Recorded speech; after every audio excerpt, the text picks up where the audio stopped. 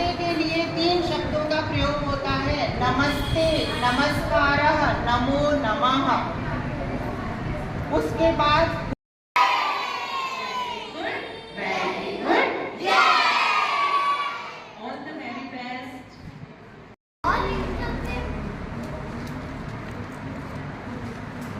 खट्टा खट्टा। फिर चौथे वाले ने कहा कि वो बहुत खतरनाक था। फिर तीसरे वाले ने कहा कि वो तो सर वो लिखना है क्या?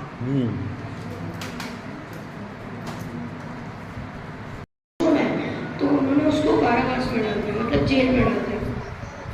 फिर एक बार वो शिकार करने गए तो बहुत तेज तूफान आया, तो उनकी सारी सेना उनसे बिछड़ गई और वो अकेले रह गए।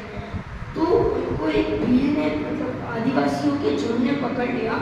उनको बलि चढ़ानी थी, तो उन्होंने उसकी बलि चढ़ाने का देखा, लेकिन उनकी बलि चढ़ाने में एक रूल था कि कोई खंडित नहीं होना चाहिए, उनके लगी हुई नहीं होनी चाहिए। लेकिन वो देखते हैं कि इनके तो लगी हुई है, तो वो उनको छोड़ देते हैं। शेर उड़ गया। फिर उसने कहा कि मैं तुमको खा जाऊंगा अगर हम परेशान करा तो। फिर से चूहा करने लग गया। तो है ना, शेर ने कहा कि मैं तो उनको खा रहा हूँ, इसलिए तुम्हारी पहले आखिरी इच्छा क्या है वो तो मुझे बोलो।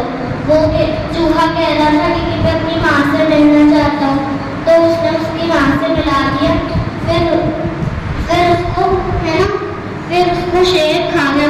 पर है ना, खाने से पहले है ना, शेर ने यूं कहा कि ये इतना छोटा सा है, मैं इसको क्या ही खाऊं, फिर भी खा ही जाता हूँ, मेरा तो अच्छा ही होगा।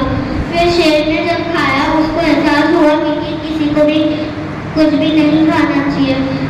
इस कहानी से ये शिक्षा मिलती है कि तदात्मानं सृजाम्यहम्। यदि मैं माइक साइड में रखूं ना तो भी मेरी आवाज आप लोगों से तेज आएगी। आप लोग कितने बच्चे हो, एक सुर में आवाज आनी चाहिए। गीता का एक ऐसे गुरुओं को कभी भी भूलना मत, गुरुओं का ऋण कभी उतारा नहीं जाता। एक बार पुनः जोरदार ताली बजाइए। अस्तु, इतना ही कहकर मैं अपने बोल को विराम दूंगा। बोलो भारत माता की जय, भारत माता की जय, राम राष्ट्र धर्म की जय, राम राष्ट्र धर्म की जय। ओम सर्वे भवन्तु सुखिनः, सर्वे सन्तु निरामया, सर्वे भद्राणि पश्यन्तु, महाकस्य दुःखभाग् भवेत्। ओम शांति शांति शांति। राम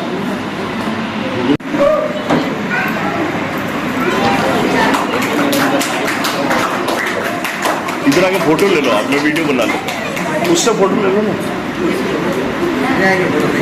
मैं गुरुजी से पुनः निवेदन करूंगा कि रेणु दीदी पालीवाल शाल और मोमेंट देकर फोटो ले वीडियो सम्मान करें। अच्छी कथा वचन भी है, हाँ, और इनके लिए भी सम्मान के लिए मैं गुरुदेव और तारा दीदी से निवेदन करूंगा कि शाल और मोमेंट देकर इनका सम्मान करें।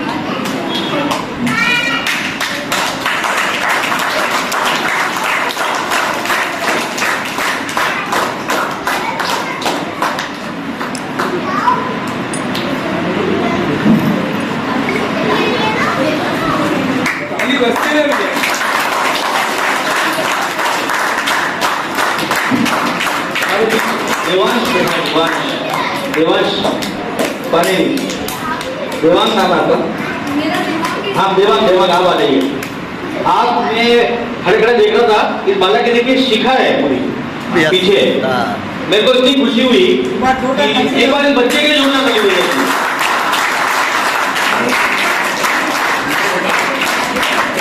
दिखाओ, छोटी दिखाओ अपनी, छोटी दिखाओ अपनी। मैं आपको एक छोटी सी बात बताता हूँ। नहीं, बिल्कुल संदीप जी आपके घर गए तो बिल्कुल कोई दिक्कत ही नहीं है, लेकिन मेरे को बहुत खुशी हुई। मैं एक छोटी चीज और बता दूँ। मेरे भी शिखा नहीं होती थी और टीका भी नहीं होता था।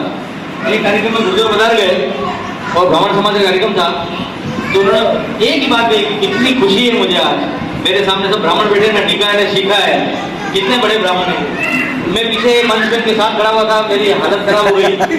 कुछ शिखा रखनी है, हमारे बीच ज्यादा समय नहीं लेते हुए हमारे बीच हमारे गुरुदेव विराजमान है, मैं उनसे निवेदन करूंगा कि दो शब्द कहें, मार्गदर्शन प्रदान करें और सबके लोगों को शिखर अपन गुरुदेव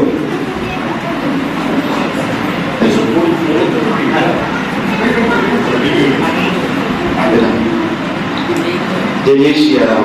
जय जय श्री राम। जय जय श्री राम। ज्यादा समय नहीं लूंगा, पर आप अगर मेरे मन से चलेंगे तो आपको बड़ा आनंद आएगा सुनने में भी और मुझे सुनाने में भी। जय जय श्री राम। जय जय। भारत माता की जय। और थोड़ा धीरे बोलना, पड़ोसी को आवाज नहीं आया है ना। भारत माता की जय। भारत माता की जय। भारत माता की जय। सत्य सनातन धर्म की जय। सत्य सनातन धर्म की जय। राम राष्ट्र धर्म की जय। राम राष्ट्र धर्म की जय। अस्तु। हेयं सदा परिभवग्नमभीष्टदोहम् तीर्थास्पदं शिवविरञ्चनुतं शरण्यम् विद्यातिहं प्रणतपातभवाब्धिपोतं वन्दे महापुरुषते चरणारविन्दं वन्दे महापुरुषते चरणारविन्दम् रमतीत राम गुरुदेव जी मुरली हूँ लाल के संग जिनको राम चरण की वंदन बारी अनंत। सतगुरु जी की पादुका जे कोई परसो ध्याय त्रिविध ताप मिट जाते हैं उर शीतल होई जाए। ध्यान मूलम गुरुर्मूर्ति पूजा मूलम गुरुपदम मंत्र मूलम गुरुर्वाक्यम मोक्ष मूलम गुरु कृपा मोक्ष मूलम गुरु कृपा। सर्वप्रथम अनंत कोट ब्रह्मांड अधिनायक राम सच्चिदानंद आनंदगण दयालु कृपालु प्रभु श्री राम के श्री बाकी बिहारी के भगवान आशुतोष के श्री चरणारविंद में कोटिशाह नमन। समुपस्थित मंचासीन मेरे सभी ही अग्रजों के घट में जो ठाकुर जी विराजमान है उन ठाकुर जी के श्री चरणारविंद में कोटिशाह नमन। समुपस्थित सभी ही अभिभावकों के घट में जो ठाकुर जी विराजमान है उन ठाकुर जी महाराज के श्री चरणारविंद में कोटिशाह नमन। सामने उपस्थित मेरे उज्जवल भविष्य के बालक एवं बालिकाओं, आप सभी को जय जय श्री राम। जय जय श्री राम। आप और हम सभी ही यहाँ आज उपस्थित हुए हैं संस्कार शिविर के विराम दिवस के लिए। विराम दिवस में तो इतने दिन, कितने दिन से चल रहा? 15 दिन। 5 दिन। 5 दिवसीय ये संस्कार शिविर। संस्कार का अर्थ आप जान चुके होंगे 5 दिनों में कि संस्कार क्या होता है। हिंदू धर्म में ही संस्कार की महत्वता बताई गई है, बाकी धर्मों में नहीं है। बाकी धर्मों में रकार होता है। क्या होता है? रकार। और हिंदू धर्म में ही होता है संस्कार। रकार को जब चाहो तब आप तोड़ सकते हो, रकार को जब चाहे तब आप तोड़ सकते हो, लेकिन संस्कार ऐसा है कि एक बार हमारे जीवन में स्थिर हो जाए ना तो वो टूटता है ना वो कभी छूटता है। इसलिए ये संस्कार होता है। रकार आप देखोगे महाराज अनेकानेक धर्म है, ईसाई धर्म है, मुस्लिम धर्म है, उनमें रकार होता है। रकार भी कैसे? आज हमारे यहाँ वैवाहिक अगर गठबंधन में जुड़ते हैं तो वहां पर 7 फेरे होते हैं, अग्नि की साक्षी होती है, गुरु का सानिध्य होता है, विप्र बंधु होते हैं, तो वहाँ संस्कार है। लेकिन वहां क्या होता है? रकार। 3 बार बोलने से जुड़ भी जाता है, 3 बार बोलने से टूट भी जाता है। समझिए ना, वो क्या है? वो रकार है। लेकिन हमारे में क्या है? संस्कार। पहले तो इतनी जल्दी जुड़ता नहीं और जुड़ जाए तो वो इतनी जल्दी, इसलिए हमारे क्या है संस्कार। और ये संस्कार शिविर लगाया गया। हमारी दीदी माँ बोल रहे थे कि संस्कार की प्रथम सीढ़ी जो होती है वो होती है परिवार, और परिवार में ही सर्वप्रथम जो गुरु माना गया है वो है माँ। तो इस माँ के ऊपर मैं थोड़ी चर्चा करना चाहूंगा। माँ ही है जो बच्चों को अच्छे संस्कार देकर अच्छा व्यक्ति बना सकती है, और माँ ही है जो महाराज अच्छे संस्कार न देकर उसे या तो गोकर्ण बना सकती है या बना सकती है धुंधकारी। तो मैं सभी देखो बच्चों से बाद में, पहले अभिभावकों से मैं प्रार्थना करना चाहूंगा कि अपने बच्चों को बनाओ तो क्या बनाओ, गोकर्ण के समान बनाओ। गोकर्ण कौन था महाराज? गोकर्णों पंडितों ज्ञानी, ज्ञानियों में अग्रगण्य था। उसने अपने माँ बाप पिता सबका महाराज उद्धार किया एक पुत्र होने के नाते। क्यों? क्योंकि बाल्यकाल से ही संस्कार थे, माता पिता की आज्ञा का पालन किया। तो आज्ञा का पालन कब करते हैं? जब अच्छे अभिभावक होते हैं। आम की डाली जितनी पतली होगी, जिस दिशा में आप मोड़ोगे वो मुड़ जाएगी। थोड़ी बड़ी हो और बड़ी होने के पश्चात आप मोड़ने का प्रयत्न करोगे तो वो क्या होगी?